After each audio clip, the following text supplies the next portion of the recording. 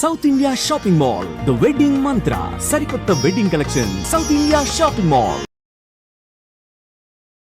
Health cigarette కంటే ముందు అతను అడిగింది ఏంటంటే, మీరు ఒక వయసుకు వచ్చిన చాలామంది కంటే కొంచెం పద్ధతిలో ఎందుకు ఉన్నారు, ఆరోగ్యాన్ని ఎలా మెయింటైన్ చేయగలుగుతున్నారు, చిన్నప్పటి నుంచి ఉందా, ఈ మధ్య భయపడి మిగతా వాళ్ళని చూసి మీరు ఎలా చేస్తున్నారా, భయపడి వేళ చేసేస్తే ఈ రాత్రికి రాత్రి ఆరోగ్యం బాగుండదండి.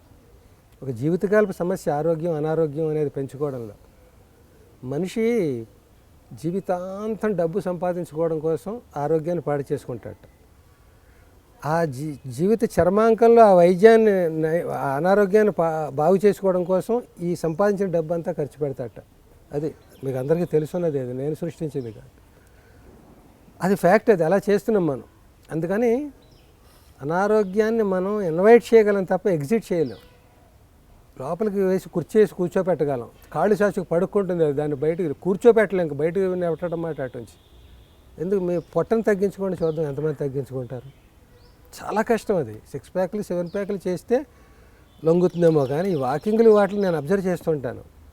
వాళ్ళు కొంచెం హెల్దీగా ఉంటారు ఓకే, కానీ పొట్ట తగ్గడాలు అవి నేను ఎక్కువ మందిని చూడలేదు. ఆల్రెడీ పొట్టుండి వాకింగ్ చేసిన వాళ్ళు నేను అబ్జర్వ్ చేసింది ఏంటంటే, మనం వాకింగ్ చేస్తున్నాం కదా, ఒక ముద్ద తిను, మనకి అంటారు డైజెస్టింగ్ పవర్ పెరిగింది మనకి, రేపు ఇంకో కిలోమీటర్ నడుద్దాం. అలాగే షుగర్ వస్తుంది, వేసుకో 2 గారెలు తిను, 2 అరిసెలు తిను, పర్వాలేదు తాగు, ట్యాబ్లెట్ వేసుకో అంటే రేపు వాడు ఇన్సులిన్ చేసుకున్నా ట్యాబ్లెట్లు వేసుకున్నా అది ఉంది కదా, ఆల్టర్నేట్ దానికి మందు ఉంది కదా, తిను అంటే నీకు అక్కడ ఒకటి ఉంది కాబట్టి ఇది చేసేసి చెడు అంతేనా. దేవుడికి దండం పెట్టేసుకుంది కానీ తన్ను అన్ని, అది అలా ఉందండి. సో దానివల్ల నష్టపోయేది ఏంటి, అనారోగ్యం ఈజీగా వస్తుంది, చాలా జీవిత సమస్యగా బయటకు వెళ్తుంది. ముందు నుంచి ఒక అవేర్నెస్ ఉంటే తప్ప అది బయటకు వెళ్ళదు. ఇప్పుడు మనం ఆడ మగ అనేది దయచేసి ఇద్దరు ఒకటే, 2 కలిస్తే దండం పెట్టుకుని పాయింట్కి వద్దాం. ఆరోగ్యం గురించి మన సమస్య. ఆరోగ్యం యూత్ లెవెల్ నుంచి చెడిపోతుందని నేను చెప్పదలుచుకున్నాను.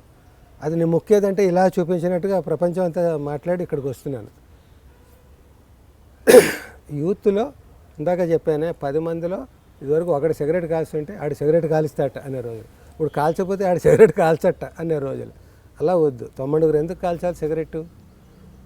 భయం లేకపోవడం, విచ్చలవిడితనం లేకపోవడం, పెద్దల మాట వినకపోవడం, అసలు వాళ్ళ ముందే కాలుస్తున్నారు. తండ్రి కొడుకు మందు కొట్టే సాంప్రదాయం మనకు ఉంది, కొత్తగా పాతదేం కదా, ఇప్పుడు అన్ని చోట్ల తాగుతున్నారు. మా సినిమాల్లో కూడా చక్కగా చూపిస్తున్నాం, తండ్రి కొడుకు కూర్చొని మందు కొడతారు. నాన్నని ఒరే అంటాడు కొడుకు, రేపు పొద్దున్న కొడుకుని తండ్రి ఏమండి అంటాడు, ఏమండి అబ్బాయి గారు అంటాడు, ఏంట్రా నాన్న అంటాడు కొడుకు. పర్వాలేదు, మార్పులు ఎన్ని మనం అన్నీ ఇన్వైట్ చేస్తూ వెళ్తాం కదా, అది ఇన్వైట్ చేద్దాం. వెటకారం కాదు, నేను మగవాడిని కాబట్టి ఇంకోలా అనడం కాదు, నేను తండ్రి కొడుకు గురించి మాట్లాడుతున్నాను, కూతురు తండ్రి గురించి కాదు. ఈ వాల్యూస్ అన్నీ మనం కొత్త వాల్యూస్ని మనం ఇంతంత మన టార్గెట్స్ పెంచుకుంటున్నాం కదా, ఎన్నో కనిపెడుతున్నాం, అన్నీ కనిపెడుతున్నాం, కొత్త లగ్జరీస్ కనిపెడుతున్నాం, కొత్త అనారోగ్యాలను కనిపెడుతున్నాం, వాటికి మందుల్ని కొత్తగా కనిపెడుతున్నాం, ఆలస్యంగా అయినా అన్నీ కనిపెడుతున్నాం. మరి మన వాల్యూస్ని పెంపొందించుకో ఎందుకు కనిపెట్టట్లేదు? ఫలానా మిషన్ తోటి రోజు ఇలా రుద్దుకుంటే రోజు తండ్రిని గౌరవించడం వస్తుంది, ఇలా మసాజ్ చేసుకుంటే తల్లికి దండం పెట్టుకోవడం అలవడుతుంది. ఇలాంటివి ఎందుకు నేర్చుకోవట్లేదు? మంచివన్నీ పోగొట్టుకుని చెడు వాటిల కోసం ఎందుకు ఈ ఎక్సర్సైజులన్నీ చేస్తున్నాం? ఒక్క చెడు అలవాటు మనం నేర్చుకోవడం వల్ల ఎన్ని అవస్థలు పడుతున్నాం మనం చుట్టూను. ఎక్కడో హాస్పిటల్లో పడేస్తాడు, ఎంత అవస్థ. అక్కడికి వెళ్తుంటే అసలు భయం వేసేస్తుంది. కార్పొరేట్ హాస్పిటల్కి వెళ్ళామంటే ఏంటి మనిషి జీవితం, ఇదివరకు ఈ హాస్పిటల్ తెలుసా, ఈ రోగాలు తెలుసా, ఈ మందులు ఉన్నాయా అన్నీ అనిపిస్తుంటాయి. ఇవన్నీ చిన్నతనంలోనే నడున్నొప్పి ఎందుకు, పెళ్ళి అవ్వకుండా అనేవాడికి, పెళ్ళి కాకుండానే ఆడపిల్లకి ఇంకో జబ్బు ఎందుకు, ఇవన్నీ ఎందుకు వస్తున్నాయి? కంప్యూటర్స్ అవేను, పగలు రాత్రి నైట్ షిఫ్ట్లు, పగలు షిఫ్ట్లు, గంటల తరబడి దాని ముందు ఎలక్ట్రానిక్ ఐటమ్స్ ఇవన్నీ ఉండాలి. ఎక్కడికక్కడ భయం కూడా ఉండాలి. అంటే నేను పుడింగి నేను చెప్పట్లేదు,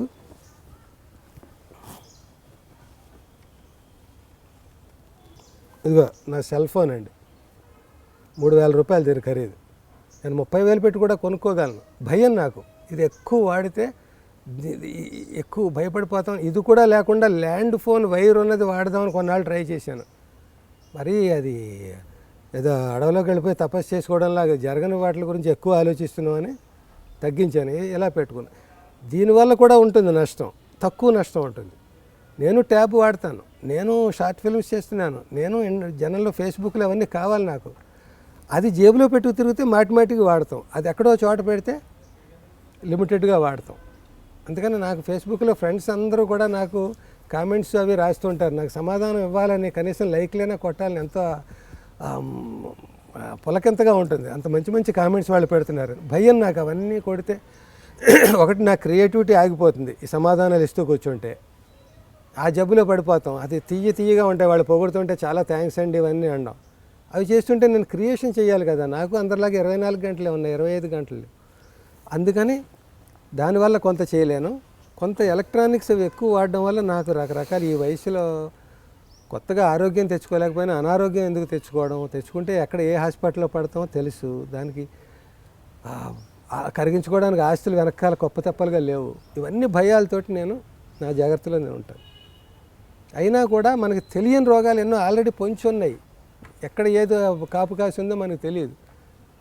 అరే నిర్లక్ష్యం చేసేసారండి, 3rd స్టేజ్లో వచ్చారండి, చెకప్ చేసుకోవాలండి ప్రతి 6 నెలలకి. అందరికీ తెలుసు ఆ చెకప్లో మెషన్లు అన్నీ నార్మల్ అనే వస్తాయి. సడన్గా ఏదో కొంప ముంచుతుంది. మృత్యు అనేది 1,00,000 మార్గాల్లో మన వెంటాడుతూ ఉంటుంది. 99,999 జాగ్రత్తలు తీసుకున్నా ఆ 1,00,000ది ఎక్కడో ఉంటుంది మనకు తెలియకుండా, ఎలక ఇంకో వేరే కలుగులోంచి దూరినట్టుగా. ఇలాంటి పరిస్థితుల్లో తెల్లవారులు మాట్లాడుకున్న ఇది ఎటేటో పోతూ ఉంటాం. మళ్ళీ యూత్ సిగరెట్ అక్కడికే వస్తాం మనం. యూత్ ఈ జబ్బులు ఎక్కువ కారణానికి యుక్త వయస్సులోనే వాళ్ళు చక్కగా పెళ్లి చేసుకొని వైవాహిక జీవితాన్ని రొమాంటిక్గా, అందంగా, చాటుమాటుగా, ఒక శృంగారంగా, సెక్స్గా కాకుండా, సెక్స్కి శృంగారానికి అండి ధర్మానికి అధర్మానికి ఉన్నంత తేడా వద్దు. శృంగారం వేరు, సెక్స్ వేరు, రెండూ కూడా సృష్టి ధర్మాలే. చాటుమాటుగా ఉండేది శృంగారం, మొత్తం విప్పేసేది సెక్స్. సో దానివల్ల ఏం లేదు, సుఖం లేదు సెక్స్ వల్ల. శృంగారంలో సెక్స్ ఉండాలి తప్ప సెక్స్లో శృంగారం రాదు. ఉన్నది ఇది కాదు. మళ్ళీ మన టాపిక్ మారిపోతున్నాం. ఇవన్నీ విచ్చలవిడితనాల వల్ల. ఒక తల్లి తండ్రి వాళ్ళు ఈవేళ ప్రేక్షకులు. ఈ యూత్ ఆడుతున్న నాటకంలో రవీంద్ర భారతి రంగస్థలం మీద జనంగా మామూలుగా థియేటర్లో ఎక్కువ మంది ఉంటారు, స్టేజ్ మీద తక్కువ మంది ఉంటారు. ఇప్పుడు యూత్ ఎక్కువ ఉన్నారు, రంగస్థలం పెద్దదైపోయింది, వాళ్ళు ప్రదర్శన ఇస్తున్నారు. వీళ్ళు వృద్ధులు ప్రేక్షకుల్లా చూస్తున్నారు. వీళ్ళు మాట్లాడడానికి ఉండదు, వీళ్ళ చేతిలో మైక్ ఉండదు, వీళ్ళు పెర్ఫార్మెన్స్ ఇవ్వడానికి ఉండదు, కుర్చీలో కూర్చున్నారు అంతే. ప్రదర్శన అంతా వాళ్ళు ఇస్తున్నారు. మేము చెప్పింది వినండి అని అంటున్నారు తప్ప వాళ్ళు చెప్పండి అని మాకు మైక్ ఇవ్వట్లేదు. నాకంటే నేనేం బాధితుడిగా మీతో మాట్లాడలేదు, నాకు పర్సనల్ ప్రాబ్లమ్స్ ఏం లేవు. ఈ సమాజంలో ఒక మనిషిగా, ఒక నాటక ప్రయోక్తగా, ఒక సినిమా రచయితగా, సినిమా నటుడిగా, అన్నీ చూసినవాడిగా, ఎన్ని చూసినా ఇంకా చూడాల్సింది ఆకాశం అంత ఉన్నా కూడా నాకు అంత అక్కలేదు. ఆకాశం నాకెందుకు, దండం పెట్టుకోవాలి దూరం నుంచి. ఆకాశంలో ఎక్కడికి వెళ్తాం, నేల మీద నిలబడాలి. నేను బాగుంది, నేల మీద చక్కటి పైరు మీద ఉన్నాం, మేము మంచి కుర్చీలో కూర్చుని ఉన్నాం, చాలు.